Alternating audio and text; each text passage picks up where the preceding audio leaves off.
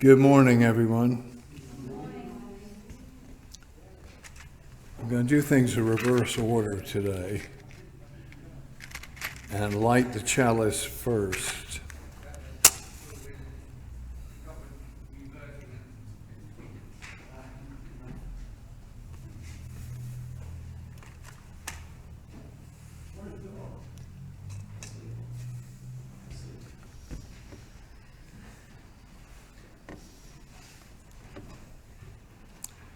Good morning again. As always, our chalice flame is burning bright and clear for all those who wish to see it. Everything is in readiness for an excursion into meaning, personal and universal. We're all packed and ready. We're all present and accounted for. Around us are the faces that we've come to know, alongside those who may only recently have come. And of course, there are many more. And we greet you out there wherever you might be, tuning in via the internet, and they're just as much part of our gathering. Those of us who are here because we are the right people for this morning's approach to meaning. So as we gather now, minds and hearts open for what new miracles of understanding may be ours, let us each silently just send out the warmth of our welcome to all those present, to all those absent, and to all those who may join us. Let's sing number 22 in the purple book, Come, Strong God, and Walk Beside Us.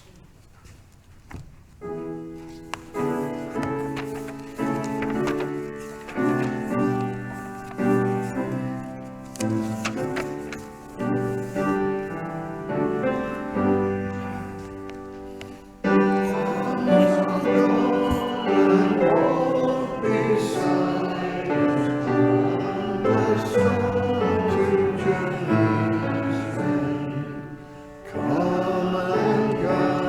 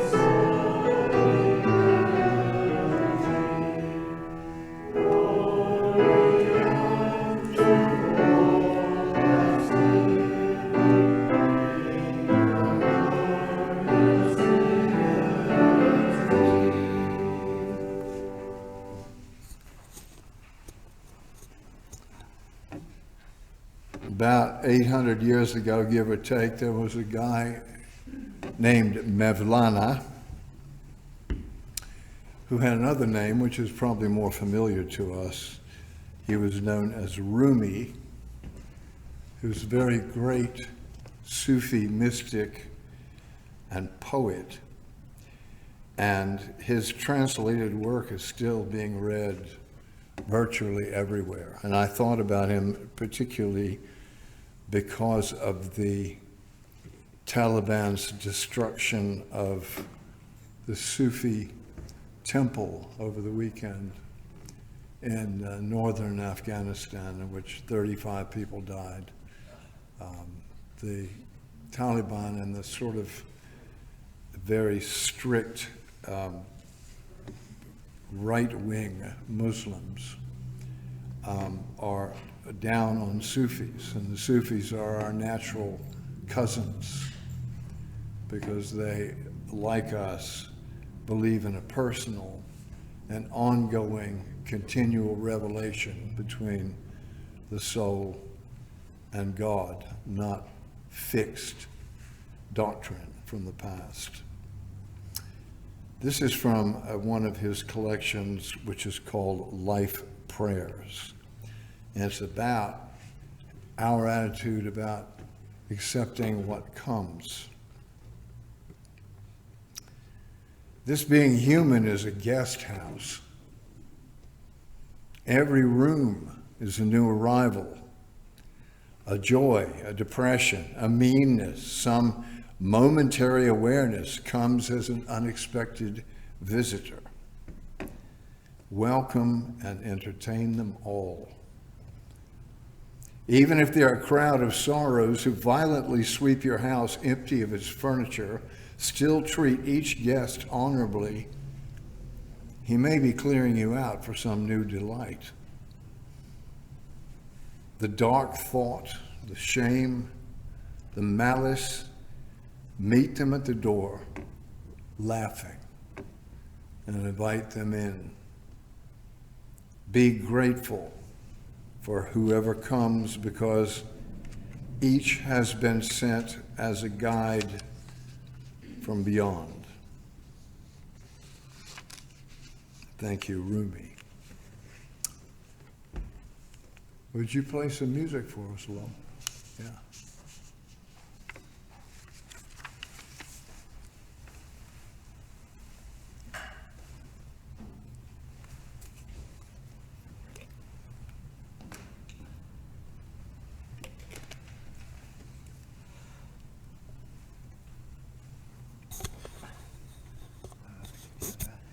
You're good, you are. Thank you. Well, this song was written by Charlie Chaplin, and I read his biography many years ago. He had a very unhappy childhood where he would spend time waiting for his dad to come out of the pub. Children were not allowed into public houses those days. And his mum had mental, psychological difficulties and was in and out of institutions. So, but of course he went on to become the man known all over the world for making people happy. Lovely, lovely man, I think. So anyway, he wrote this song.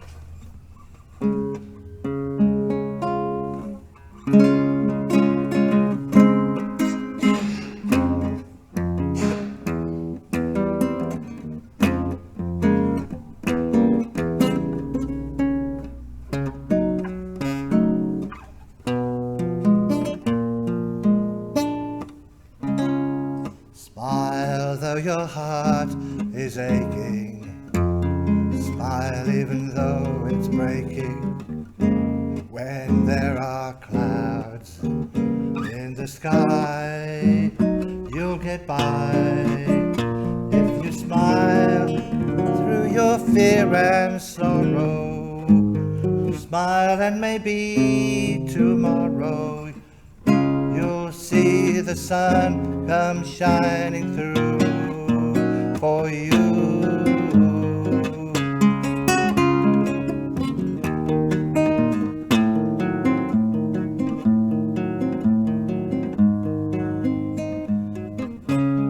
Light Light up your face with gladness, hide every trace of sadness, although a tear may be ever so near. That's the time you must keep on trying. Smile, what's the use of crying? You'll find that life is still worthwhile. You'll find that life is still worthwhile.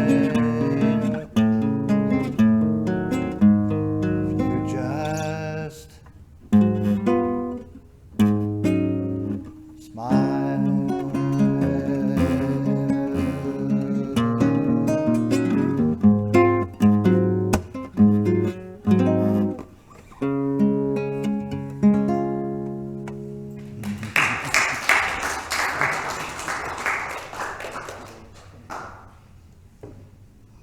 Well, that's good advice.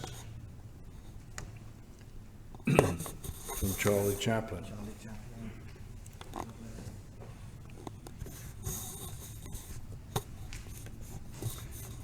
You know, our words charm us, bemuse us, sometimes enlighten us, and at other times they may obscure the truth that is too delicate for mere words. So now I suggest that we bring ourselves together in a moment of silence, a moment of real silence which pays no attention to traffic noises and the noise of the physical world, the real silence that eludes the cacophony of our thoughts and allows our own custom-made truth to emerge. Well, let's do that now together as we follow the fading tone of our bell into that good silence.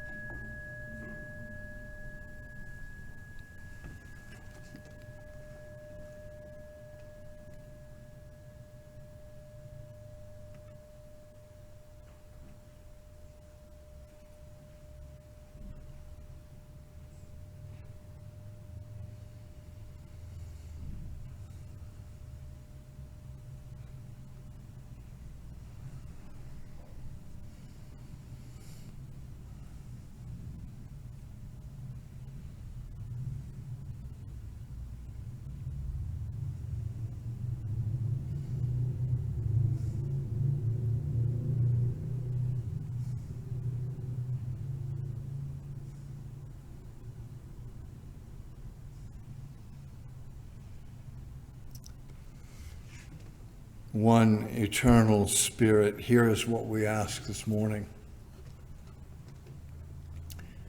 Let us enter this circle now without fear, for we are friends among friends. Let us leave behind whatever it may be that keeps us at arm's lengths from one another, that makes us hide our feelings and therefore hide our gifts. Let us make of this hour an approach to whatever it is that we conceive of as holy, knowing that in this place it has meaning and value. Let us know that whatever sorrows or joys we might be aware of, that we can lay them here for this little while and return to them later with encouraged hearts.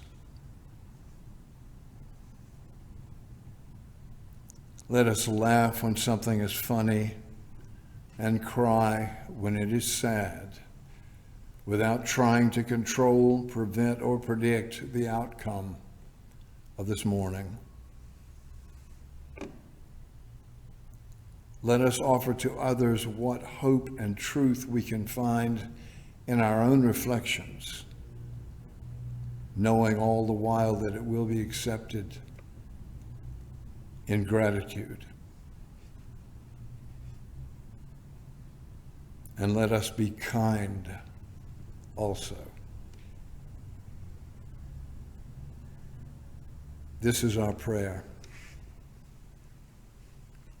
So be it. Inshallah. Shalom. Amen.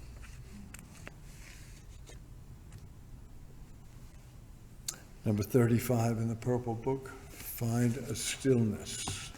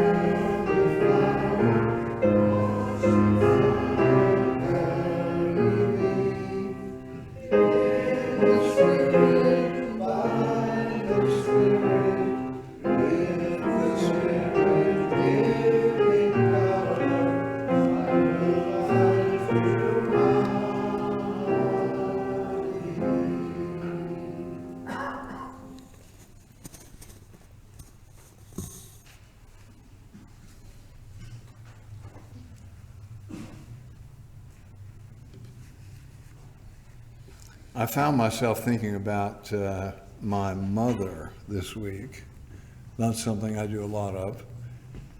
And I remember in the last few days of her life, she was kind of going through what I think a lot of us go through a lot of the time, a kind of an inventory of the life that she lived.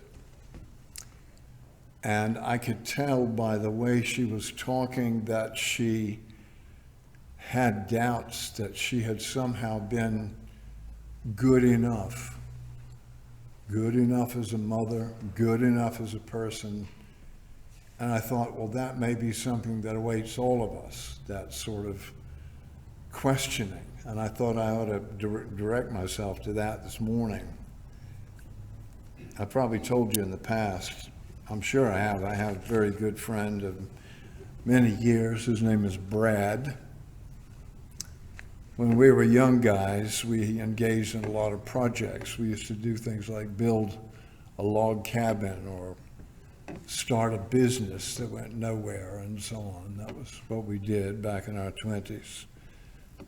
Well, Brad is more of a perfectionist than I am, sadly, because he would keep working at something until he thought it was as good as it could possibly be. Wow. Well, I was content with something being good enough. Basically, good enough. And that evolved into a joke, which we call the A.G. Lester rule of 90%. And I'll teach it to you, and you can adopt it if you want. The law says that you can get 90% of the desired product with 50% of the effort. It's the last 10% that costs you. Mind you, that last 10% is where the really great ones go, but never mind, that's another sermon. But as I say it, I feel a little bit guilty when I confess to wanting to get by without necessarily excelling. I feel that all the graybeards of history and the pundits of the present are all clucking their tongues at me. Shame on you. Laziness is a sin. After all, we are taught to admire perfection and perfectionism from the cradle. To openly ignore a prime injunction of the culture like that feels a bit dangerous or sloppy or something. But you know, something tells me that I am at least partly right, and I'm going to explain that. The feeling gets stronger as I grow older, and I spend more time reviewing my life. Back in the 1950s, the psychiatrist and theory guy Donald Winnicott surprised the academic psychology world with a novel concept, which he called the good enough mother. The good enough mother. Before that, his colleagues indulged in what has to be seen as a kind of mother bashing. Many, if not most, of the problems adults had were blamed on the way they were raised, and most especially the treatment they got from their mothers.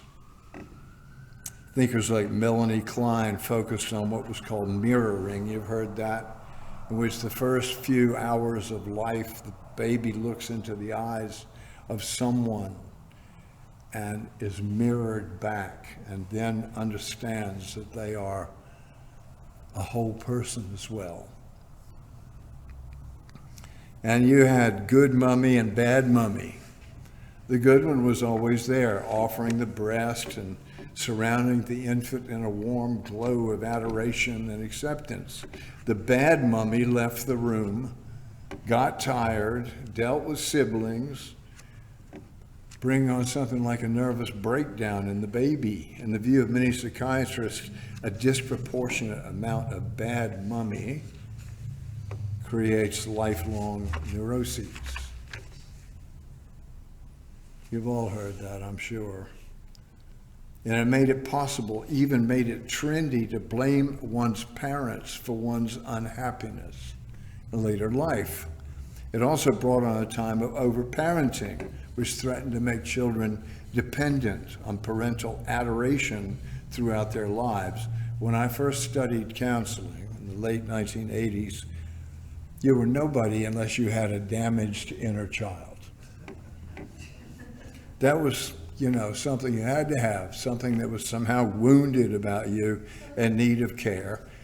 I never wanted to be left out. I managed to conjure up a moderately wounded inner baby for a while, a few months, before I got tired of it and chucked it back into its cot. And Winnicott, God bless him, whose work was primarily with kids, came along and said that it was impossible to be the perfect parent. Not only that, it might actually be counterproductive. The trick was and is to be good enough. Let me see that lovely phrase again. Good enough. I'm thinking about changing my name to that because I knew a guy once called Good Enough. A good enough parent does their best, or at least let's say their almost best, to ensure that the child gets a decent start in life. If they're impatient sometimes and they get cross, if they just want to spend a few moments for themselves on the sofa with a cup of tea rather than rush to the side of a grouchy baby, they're still good enough. They're not abusive, of course, that goes without saying, but neither are they wired into the role of nurturing angel at the expense of having a life of their own. Subsequent research has suggested that good enough is actually better than perfect. You can't live for someone else and keep yourself intact. And if a child hasn't encountered enough disappointment, discomfort, and good old hard luck, they can't grow up. They might, as many do, remain dependent people forever. Good enough means that basically everything that's demanded of you is more or less accomplished. more or less. Okay, maybe you didn't win prizes, maybe you didn't become famous, but you got by. If that sounds a bit lazy or unambitious, well, I put my hand up to that. Nowadays, we're supposed to be trying to excel, to win, to break records. Everybody. The self-actualization movement, so-called, is just full of paperback books that will make you succeed or win at your chosen tasks. Very seductive stuff. Began with How to Win Friends and Influence People. Remember that one? One of the best-selling books of all time. It's very seductive, and better people than I am fall prey to it from time to time. You can send your kid to a special school that will make them maths wizards at the age of 8, or you can have them playing violin at the age of 6. We want them to excel, to win. A taxi driver was once joking with me, and he said he couldn't make up his mind, thinking about his old age, whether he wanted to put in his son's cot a football, a guitar, or a golf club, because one of those in the end were certain to come through for him and make him a lot of money. I suggested a teddy bear, but he didn't get the joke. So am I suggesting that the promotion of failure is what we should do toward our children? Should we say, I don't bother? No, I'm not. I'm not saying that. What I am proposing is a sensible way to be a person, not just our kids, but us too. And the reason I say that is because there's something about getting older that forces you to have an occasional look at the balance sheet. The balance sheet's got, well, we've got at least one accountant here. It's got 2 columns. It's got your profit and loss columns. Maybe not profit and loss, let's say satisfying and unsatisfying go on your balance sheet. Those things that make you smile and those that make you wince.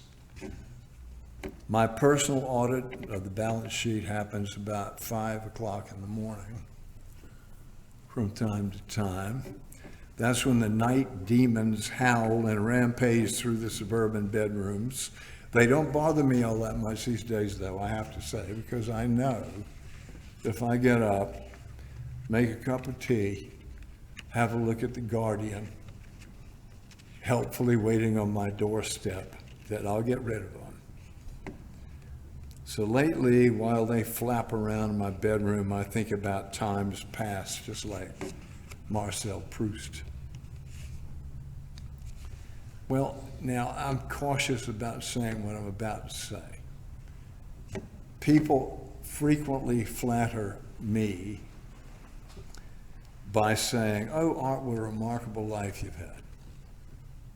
I like it. It makes me feel special. They mean I've had a lot of experience living and working in all different countries, having been a businessman and a fire tower operator and a supermarket clown. Yes, all that's true. A journalist, a spiritual pilgrim in India, a writer, a dishwasher, construction worker. Yes. And I'm not alone in that. There are a lot of us who've had that kind of life. A shoe salesman, a published writer, a minister of religion,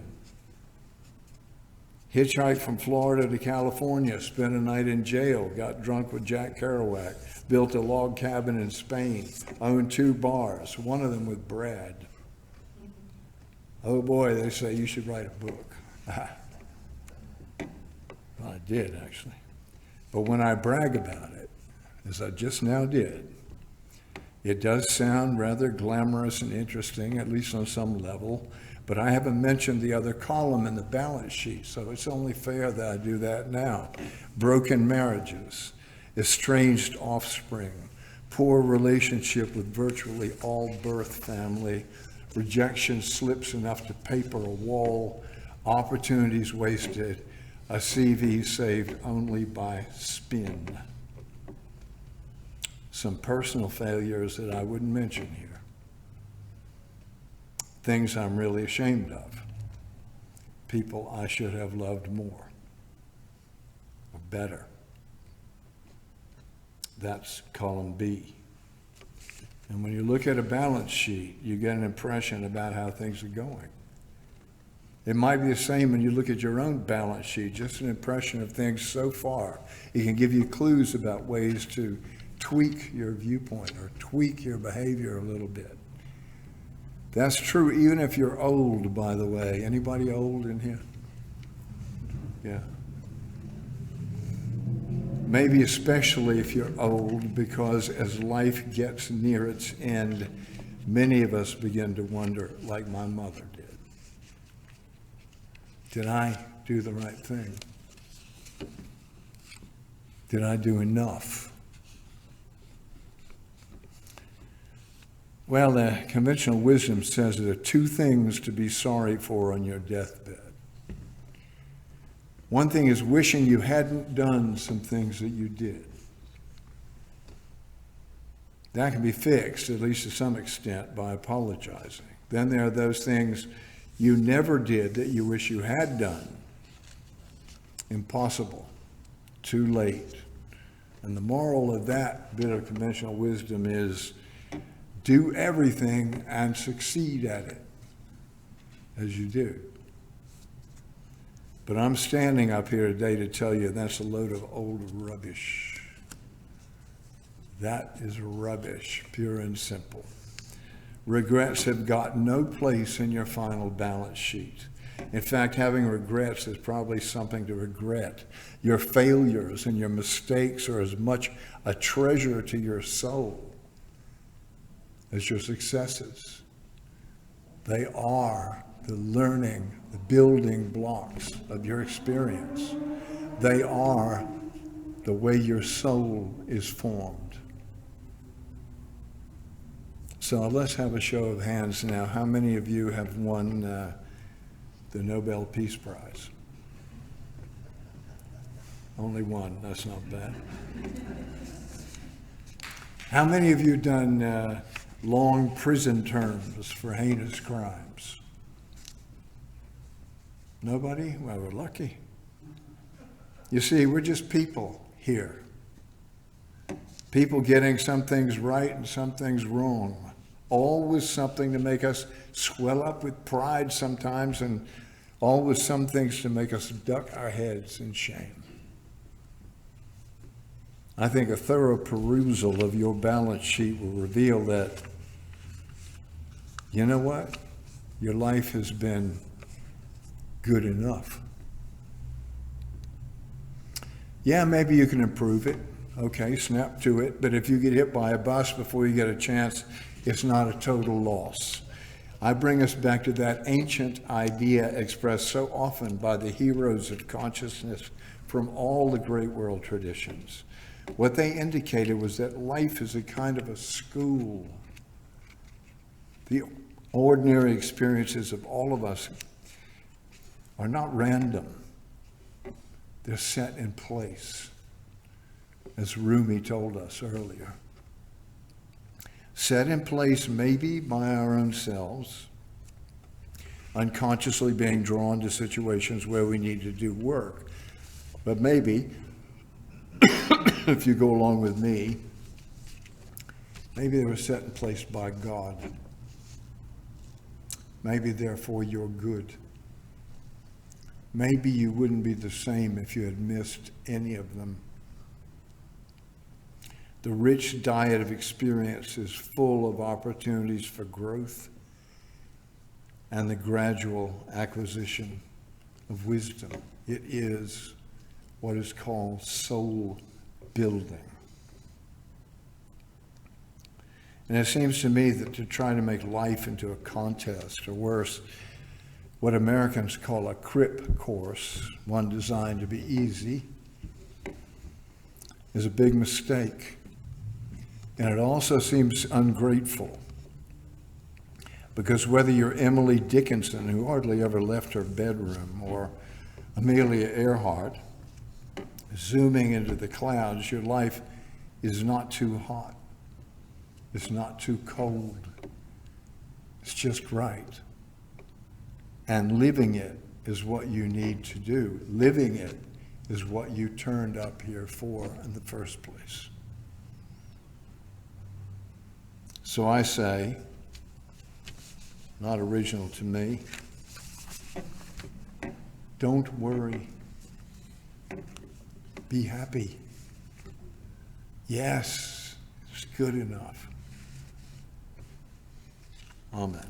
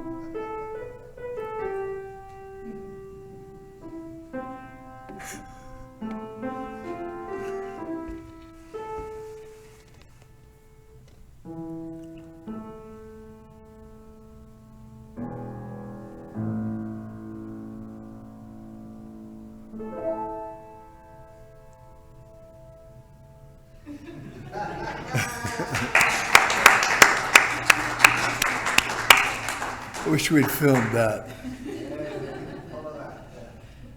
was doing an impression of Charlie Jackson. Well, I think we got enough people here so that we ought to collect money.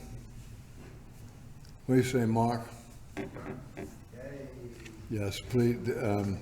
This is donations for the work of our church.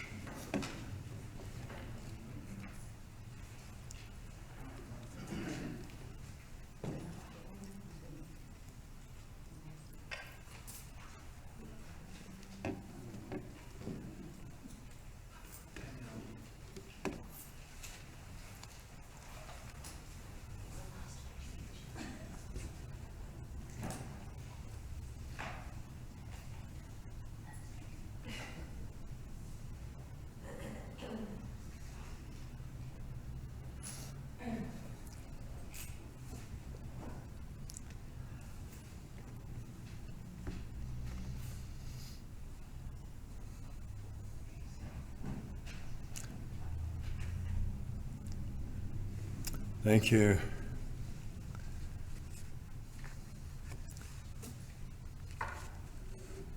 Welcome, newcomers, oldcomers, and people we don't know, visitors. Stick around, please, afterwards and meet us at coffee. One thing I want to announce is that we decided in a kind of little group here last week that the flower communion, the annual flower communion, will be held on the 15th of May. Here. 15th. Yeah, so bring a flower and you'll get to take one home afterwards, a different one. And we'll explain more about that at the time. So be there or be square. What should I announce? The newsletter's coming out soon, isn't it, Jim? It's en route.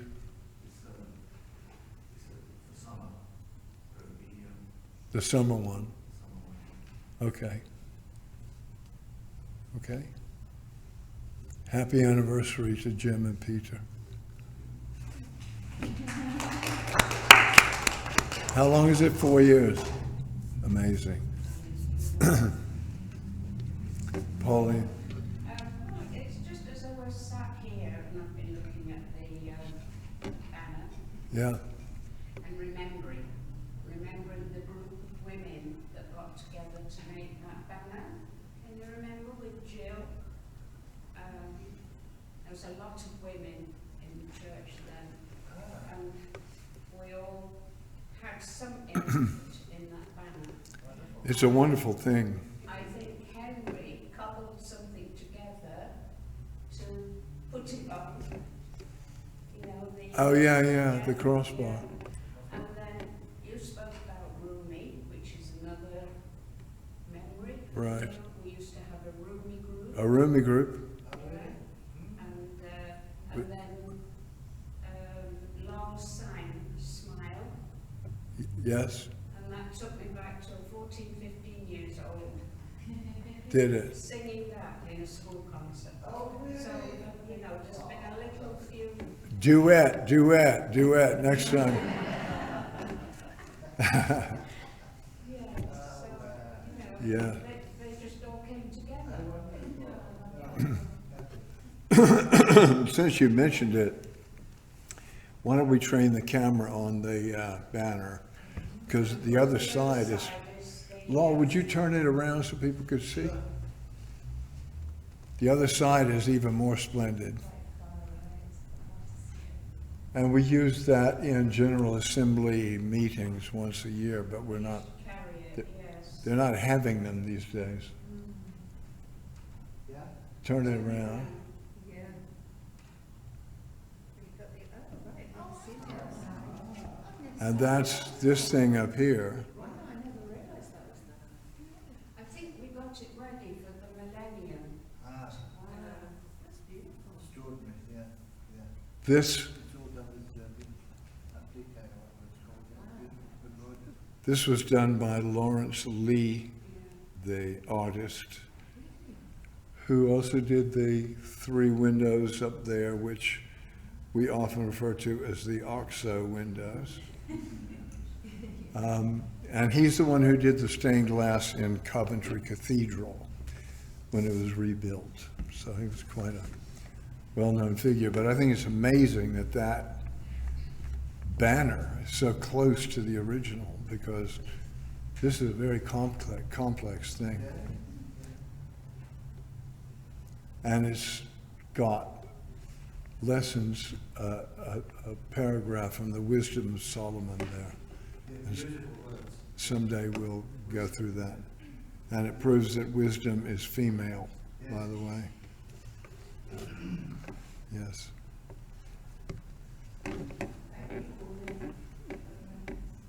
It's, while we're speaking, I would just like to thank God for a wonderful sermon. Oh, it's okay, all right. Yeah. Do it loudly, I want to make sure.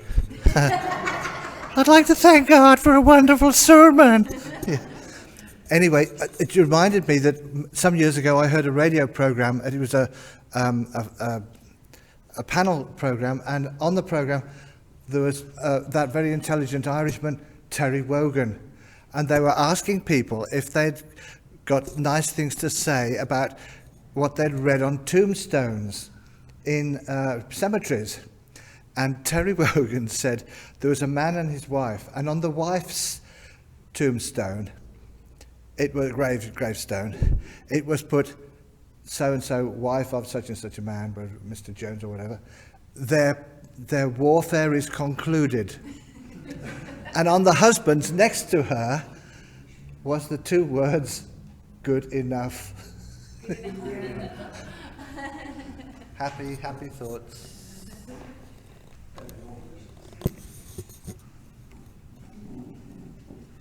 Good enough.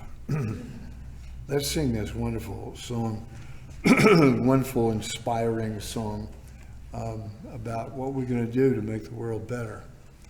Number 198 in the Purple Book, We'll Build a Land.